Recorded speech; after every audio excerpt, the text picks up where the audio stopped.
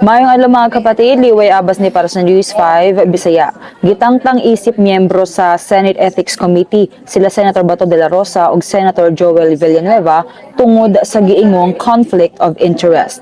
Gipasa ni Senator Migs Zubiri ang mosyon aron pulihan sila de la Rosa ug Villanueva nila Senator Amy Marcos ug Senator Rodante Marcoleta. Sumala kang Zubiri, adunay mga pending nga isyu ang duha ka senador nga posibleng makaapekto sa ilang paglingkod sa komite. Giaprobahan ang mosyon ni Senate President Tito Soto. Sumala kang Senator JV Ejercito, chairman sa komite, desisyon sa minorya ang pag-ili sa duha ka senador. Wala na mitambong sa mga sesyon sa Senado si De La Rosa, sukad pa Nobyembre human sa mga balita nga nagpagawas kuno ang International Criminal Court ug warrant of arrest batok kaniya kabahin sa war on drugs sa administrasyon ni former President Rodrigo Duterte. Samtang giatubang usab ni Villanueva ang reklamo kabahin sa giingong ghost flood control projects sa Bulacan. Sa pagkakaroon na kompleto na ang komposisyon sa Senate Ethics Committee o gilauman nga maghimo kini og organizational meeting sa mosunod nga semana. Kini sa mga tong update magpadayon na sa pagbantay sa social media pages sa News 5 para sa buwan pa mga balita ug update.